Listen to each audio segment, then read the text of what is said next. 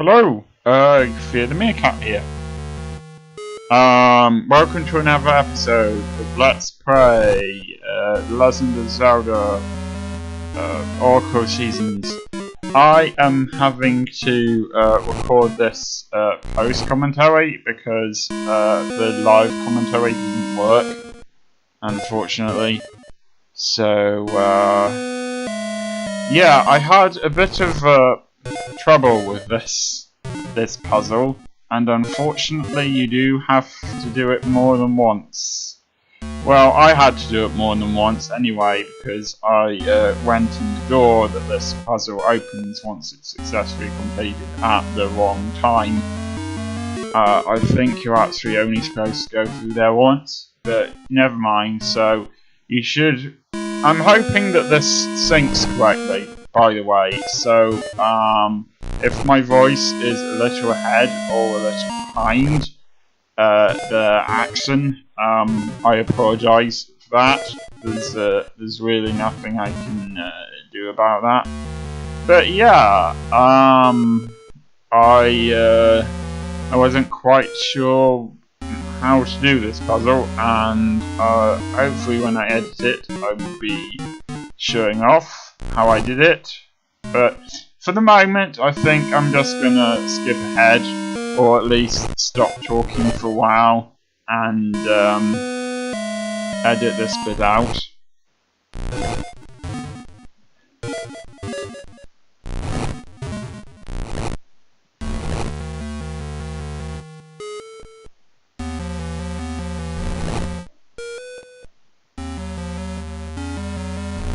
Having to do post-commentary on something where I messed it up this many times really is annoying. I've been sitting here for about 10 minutes hoping that I would get these in the right order. But yeah, you can see the order you can see the way I did it. And if you do get stuck, the pattern at the bottom, as you can see, is meant to be the same as the pattern at the top. And also, if you move the wrong blocks, then they're gonna hit those furnaces.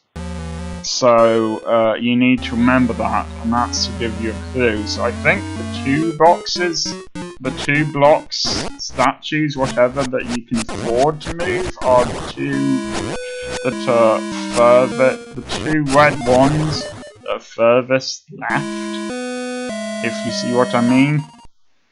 And actually I found that there wasn't a lot of stuff I could do when I went this way, so I might cut some of it out and show it to you later, but I thought I would talk about the puzzle straight away, since it took me a long time and that gives me more time to talk. I was really annoyed at getting stuck here, and then I forgot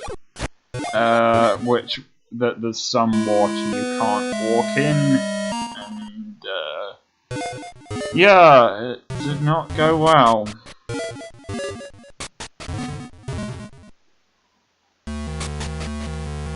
I don't know why I didn't get that crate.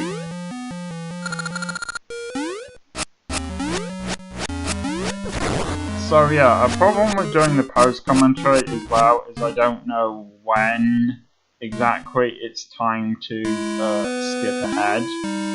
I can usually make a guess, but it is quite hard to tell.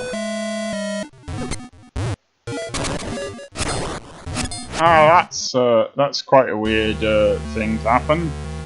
That's sort of a glitch there. Sort of show that off.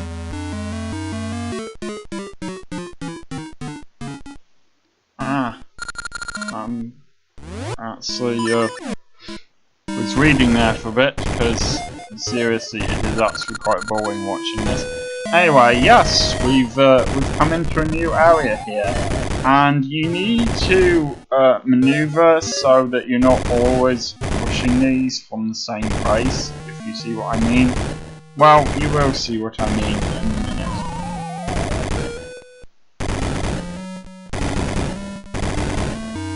It's so easy to lose lives in this game, it really is. But yeah, see, you need to move that around from more than one location, but it does start to move back again. quite quickly, so you have to be quite fast with those.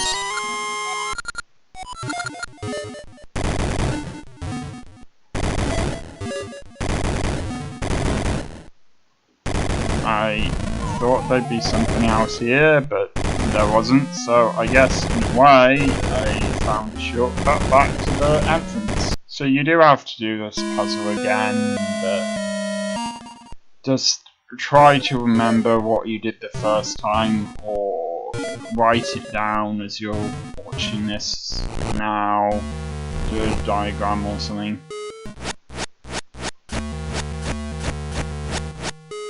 I prefer this floor because it's much easier when there are lots of big holes to get rid of those things that you can only get rid of by pushing them into the holes. This room was quite awkward, as you can see. Those mirror things move around.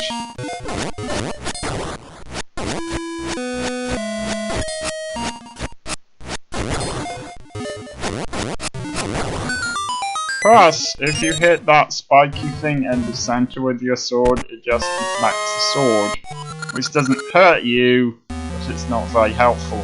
So yeah, the Rook's Feather is quite an old item in Legend of Zelda games. It has been used before, and basically if you equip it, which I'm about to do now,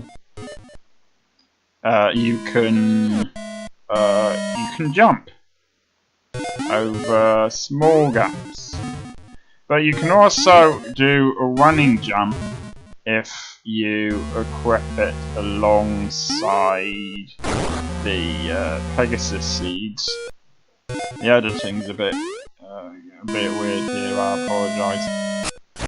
Interestingly, there's a room underneath this room, and when they drop down, they do not drop into the room beneath this room.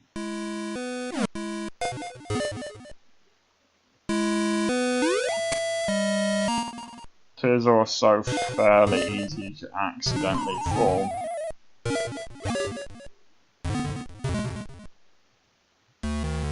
But if you end up in this position specifically, you can jump over the water. Actually, I think it probably works from anywhere in the room. But yeah, you can actually get that chest much more easily without having to do the jumping thing, as you can see. But for some reason I didn't realise that at first.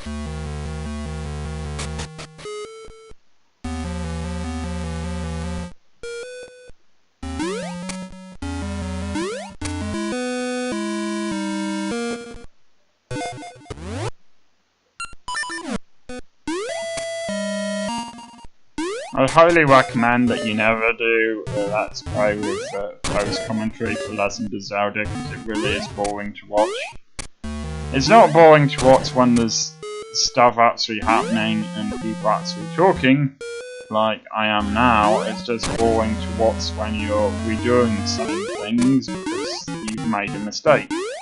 And you're just kind of waiting for your time to say something else on the post-commentary, if you see what I mean. I don't know why, but sometimes I know that what I'm about to do is a mistake, and that it will get me killed, but I do it anyway. I couldn't work out what this blue thing was at first. I assumed it was a puzzle, and I guess in a way it is. I also prefer doing live commentary because you get my live responses to what happens, so you get sort of my thoughts, my spontaneous reaction to what's going on, which is why I spend a lot of post commentaries not saying something like, oh, this is a thing that does this. and a lot of time instead just concentrating on explaining game mechanics. I guess I haven't explained that very well, but never mind. You know, I might say, oh, it's one of these things, these enemies are so annoying, but I won't say that on post-commentary because I'm expecting the annoying things to be there. If you're hearing silence in the background whilst I'm talking, that is because I'm sorry to admit I actually saved a lot, and using the save that you can do with an emulator, just because I don't want to die lots of times.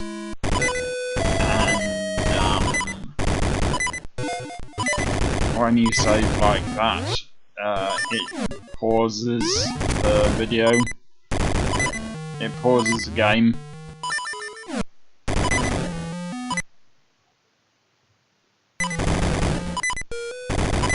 I'm trying not to talk during those bits.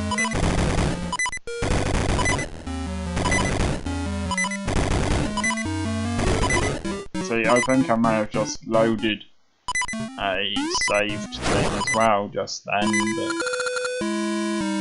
I think you have to get to this area from below, and I should have thought of going in that hole, but I don't think I did. I have to know that and make sure I do that for the next episode. Being a veteran of the Legend of Zelda games, I quickly worked out what to do here.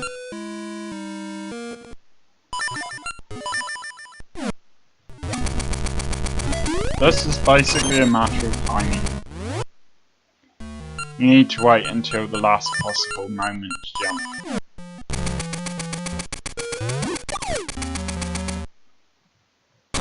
And this is where we end the episode. I will see you next time.